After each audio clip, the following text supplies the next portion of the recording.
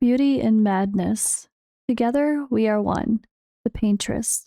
Pierre had never been ordinary. As a child, his sketches skewed reality, streets folding into themselves, carcasses blooming like flowers, flesh stitched together from impossible anatomies. Where others used brushwork, Pierre used substance. Animal blood thickened his reds. Ash dulled his whites. Hair, bone dust. Marrow. Everything had color, and every color remembered its origins. Critics called his works obscene, sacrilege, necromancy disguised as art, and at his very true exhibition, the salons recoiled. The canvases were not scenes, but apertures, worlds pressed thin and stretched flat, crawling with life both exquisite and grotesque. Forests of breathing cartilage, cities have grown from nerve and stone. Visitors swore the paintings watched them back. Some claimed they could hear breath behind the frames. The reactions pleased him greatly, and yet they were only depictions. Pierre desired more. Perhaps every visionary yearns for their breakthrough moment. Pierre returned to his studio and unboxed his most valued possession, a palette whose colors were drawn from himself. Deep blues derived from his tears, pale gray from the tufts of his hair, muted ivory from ground nails.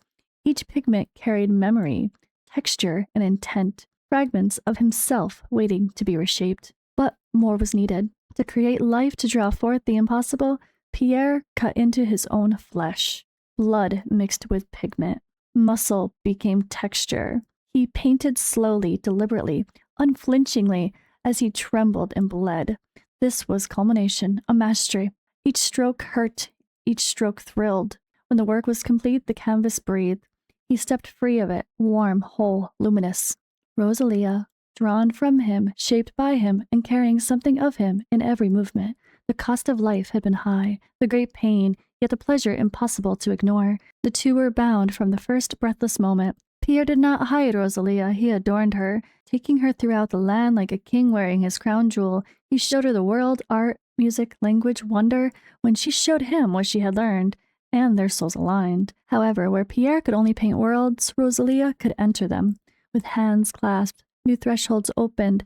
The two crossed into dimensions of ether, of hallowed light and endless dusk, places Pierre dreamt for years but never touched. Inside them their bond deepened, carnal and strange, bliss compounding as creation echoed upon its maker.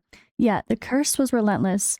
Sleep hollowed him, his body thinned, unraveling where Rosalia had been drawn out. Pierre searched relentlessly for a way to mend what he had willingly broken, for the origin of his gift, for proof that his power did not end in extinction.